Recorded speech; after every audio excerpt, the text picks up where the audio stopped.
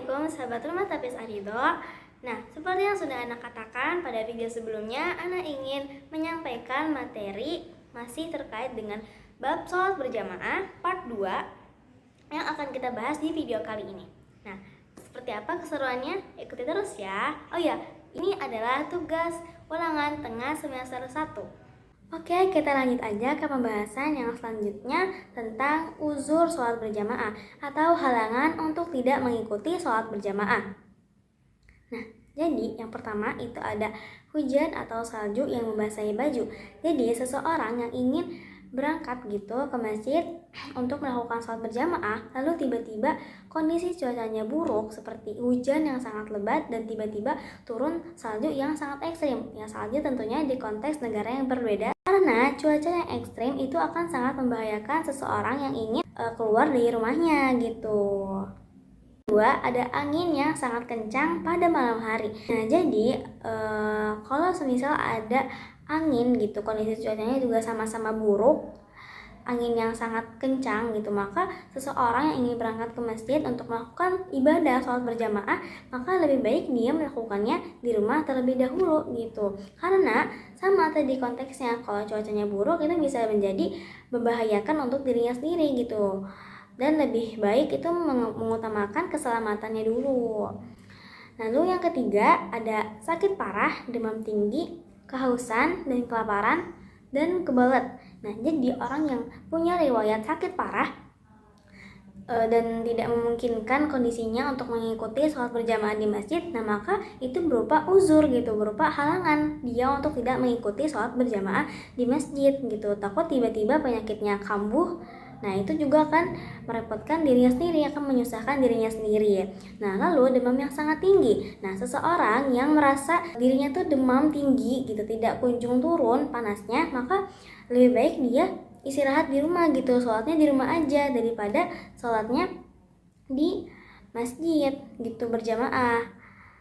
Takut nantinya dia tidak kuat gitu saat ingin menjalankan sholat berjamaah dan jatuh lagi dan kemudian lagi itu akan menyusahkan dirinya sendiri, sedangkan Allah tidak ingin menyusahkan hambanya gitu. Maka lebih baik dia sholat di rumah terlebih dahulu hingga kondisinya pulih. Lalu kehausan dan kelaparan. Nah, jadi orang yang merasa dirinya itu sangat haus, sangat lapar, maka lebih baik dia menuntaskan rasa haus dan laparnya terlebih dahulu gitu. Karena kalau misalnya dia ingin sholat berjamaah, lalu dia pun masih punya rasa lapar dan rasa haus gitu yang sangat-sangat butuh lah untuk dirinya minum dan makan, nah maka lebih baik dia makan dan minum terlebih dahulu daripada nanti ketika dirinya sholat dia malah kepikiran gitu, malah fokusnya terbagi dua gitu. Kapan ya ini sholatnya selesai gitu, kayak mau makan nih, lapar banget, jadi gak khusyuk gitu, gak fokus buat beribadah kepada Allah. Maka lebih baik dituntaskan dulu rasa lapar dan hausnya itu. Nah, lalu ada juga nih yang kebelet. Nah, kalau orang yang tiba-tiba ngerasa kebelet nih, pengen BAB ataupun BAK, nah maka lebih baik dia juga sama gitu menuntaskan hajatnya gitu, untuk buang air terlebih dahulu gitu, daripada nanti ketika dirinya ingin sholat juga fokusnya terbagi dua, sama-sama gak khusyuk gitu, karena kepikiran gitu kapan ya sholatnya selesai, udah kebelet banget gitu. Dan emang lebih baiknya kalau pengen BAK ataupun BAB jangan ditahan gitu, maka lebih baik keluarkan dulu hajatnya gitu. Lalu yang keempat, poin yang keempat itu ada khawatir adanya serangan orang zalim pada diri, kehormatan, harta, dan orang yang harus dilindunginya. Sebenarnya ini lebih ke dalam konteks peperangan. Nah, kalau seseorang itu dalam latar belakangnya sedang berperang gitu ya, nah lalu dia ingin melaksanakan sholat berjamaah, sebenarnya itu boleh, tetapi melihat kondisinya terlebih dahulu, kondisinya memungkinkan atau tidak untuk sholat berjamaah. Karena kalau semisal orang tersebut merasa tidak aman ketika dia ingin sholat berjamaah, ya maka dia harus menghindari tempat-tempat yang masih banyak orang-orang zalim gitu, yang kemungkinan itu bakal membunuh dirinya. Nah, maka lebih baik dia mengamankan dirinya lalu sholat di sana gitu. Nggak apa-apa sih nggak berjamaah, yang penting dia aman gitu dari serangan orang yang zalim kepada dirinya.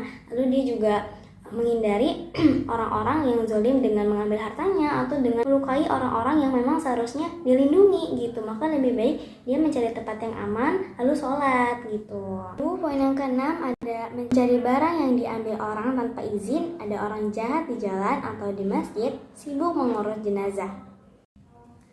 Jadi ketika kita berada di suatu tempat yang kurang akan pengawasan CCTV gitu dan meletakkan barang bawaan kita, lalu di saat kita lengah ada orang yang mengambil barang kita tanpa izin, nah maka kita harus mengambil kembali barang yang telah dicuri oleh orang tersebut gitu. Jadi kita harus ikhtiar untuk mendapatkan kembali barang yang diambil oleh dia. Ya, lalu ada orang jahat di jalan ataupun di masjid. Jadi ketika kita melihat seseorang yang sedang dirampok misal, kita harus menolong orang tersebut gitu dengan menangkap orang jahat itu dan mengembalikan barangnya kepada pemiliknya. Dan itu berupa uzur gitu atau halangan untuk tidak mengikuti sholat berjamaah di masjid karena kita membantu orang yang dijahati oleh orang lain.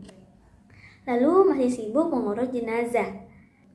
Nah, mengurus jenazah itu kan hukumnya adalah fardu kifayah. Ketika kewajiban untuk mengurus jenazah tersebut tidak ada seorang pun yang menjalaninya, maka dosa semua orang yang ada di tempat itu gitu. Jadi nggak apa-apa gitu, tidak apa-apa orang yang masih sibuk mengurus jenazah dia tidak mengikuti sholat berjamaah di masjid karena itu adalah halangannya gitu, masih sibuk untuk mengurus jenazah. Oke, kita lanjut ke pembahasan yang ketujuh, masbuk. Nah, masbuk dalam bahasa Arab yaitu sabaqo yusabiqu, melewati atau mendahului. Nah, masbuk menurut Kamus Besar Bahasa Indonesia orang yang didahului oleh orang lain atau orang yang terlewati. Nah, jadi kata masbuk ini itu maknanya atau artinya itu adalah orang yang didahului gitu oleh orang lain atau orang yang terlewati gitu. Nah, kata masbuk ini kemudian disematkan buat orang yang sholat dan telah didahului oleh imam dan jamaah yang lain, baik terlewat takbiratul ihram ataupun terlewat rakaatnya. Nah, jadi seseorang yang masbuk itu adalah ketika dia telat gitu ya mengikuti sholat berjamaahnya. Nah, misal ketika imamnya dan para jamaah sudah di rakaat ketiga, dia baru ikut sholat berjamaah bersama imam masih di rakaat pertama. Nah, berarti dia sudah tertinggal 2 rakaat gitu bersama imam dan jamaahnya. Itu dinamakan dengan masbuk. Kasus kapan seorang masbuk dikatakan mendapatkan sholat berjamaah, sampai batas manakah dia masih bisa mendapat sholat berjamaah dan keutamaannya? Oke, kita akan bahas. Yang pertama, ikut 1 rakaat terakhir. Menurut mazhab Al-Malikiyah, Al-Ghazali, Ibnu Taimiyah, dan satu riwayat Imam Ahmad bin Hanbal, sebagian ulama mengatakan bahwa bila makmum itu masih bisa ikut 1 rakaat penuh bersama imam, maka dia termasuk mendapatkan sholat berjamaah. Hadisnya dari Abi Hurairah radhiyallahu anhu bahwa Rasulullah SAW bersabda, siapa yang mendapatkan 1 rakaat bersama imam maka dia mendapatkan sholat. Hadis riwayat Bukhari dan Muslim. Nah, jadi yang dimaksud dari ikut 1 rakaat terakhir adalah seseorang yang masbuk gitu, orang yang tertinggal rakaatnya bersama imam. Nah, maka dia itu masih bisa mendapatkan pahala sholat berjamaah waktu imam dan jamaah yang lainnya itu di rakaat terakhir sebelum imamnya salam gitu. Jadi dia masih bisa mendapatkan sholat berjamaah di rakaat terakhir bersama imam gitu. Nah, dari hadisnya juga dijelaskan nih bahwa seseorang yang mendapatkan 1 rakaat gitu, 1 rakaat bersama imam atau dalam artian 1 rakaat terakhir bersama imam, nah dia masih bisa mendapatkan pahala sholat berjamaah. Hadis riwayat Bukhari dan Muslim. Lalu yang kedua itu ada minimal ikut 1 takbir terakhir. Menurut mazhab Al-Hanafiyah, Asy-Syafi'iyah, dan Al-Hanbali, sebagian ulama lain mengatakan bahwa bila makmum masih mendapatkan 1 takbir terakhir sebelum imam mengucapkan salam, maka dia mendapatkan sholat berjamaah. Dari Abi Hurairah radhiyallahu anhu bahwa Rasulullah SAW bersabda, bila kalian menjalankan sholat, janganlah mendatanginya dengan berlari, tapi berjalan saja.